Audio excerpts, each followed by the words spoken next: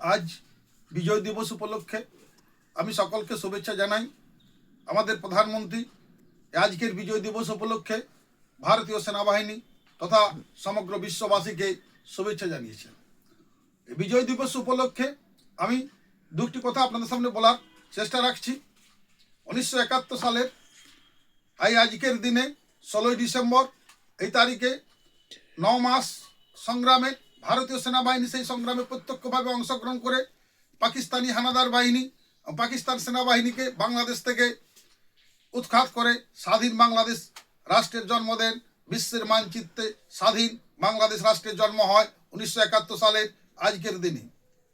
ভারতবর্ষের সেনাবাহিনীর এই অবদান, অসামান্য অবদানের জন্য এই দিনটি থেকে বিজয় দিবস হিসাবে পালন করে আসা হচ্ছে। আমাদের প্রধানমন্ত্রী তথা আমাদের দেশ এটাকে যথেষ্ট গুরুত্ব দিয়ে এই দিবসটি পালন করে।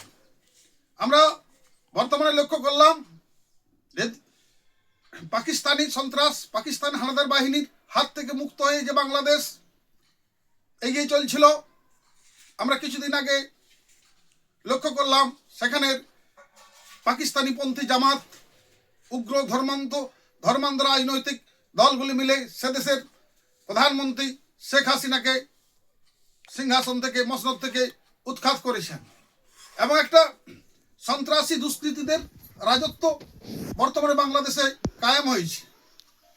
এবং এই সরকার সদ্য নির্বাচন করতে চলেছে, যে নির্বাচনে সে দেশের বৃহত্তম প্রধান দল আওয়ামী লীগের অংশগ্রহণ নেই। ভারতবর্ষ এ ব্যাপারে গভীর উদ্বেগ প্রকাশ করেছেন। আমরা প্রত্যেকটি ভারতবাসী মনে করি আমাদের সরকার, ভারত সরকারের যে বিদেশ দপ্তর বলছেন যে বাংলাদেশের নির্বাচন সে দেশের সমগ্র মানুষের অংশের যে নির্বাচন হলে আমাদের শান্তিপূর্ণ নির্বাচন হবে, তাছাড়া সে দেশে শান্তিপূর্ণ হবে না, সমাধান হবে না। কিন্তু আমরা জানি আমাদের প্রতিবেশী অশান্তিতে ভোগে, তার প্রত্যক্ষ এবং পরোক্ষ প্রভাব আমাদের উপর পড়ে।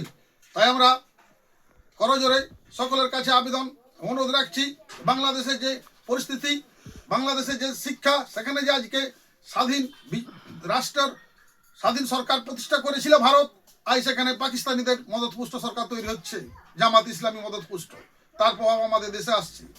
আমরা পশ্চিমবাংলার সারা ভারতবর্ষের মানুষ মনে করি এই বাংলাদেশ আগামী দিনে ঘুরে দাঁড়াবে, আগামী দিনে সেখানে গণতন্ত্রের প্রতিষ্ঠা হবে। এই বিজয় দিবস যে অর্জন, সে সহজে বাংলাদেশের মানুষ সেটাকে রক্ষা করবেন, আমরা এটাই আশা রাখি। পুনরায় আজকের এই বিজয় দিবসে আমাদের আশা এবং অঙ্গীকার আমাদের প্রতিবেশী দেশে বাংলাদেশে শান্তি, সুস্থিতি, গণতন্ত্র ফিরে আসুক, এই কামনা করে আমি আমার এই সংক্ষিপ্ত বক্তব্য শেষ করছি। নমস্কার।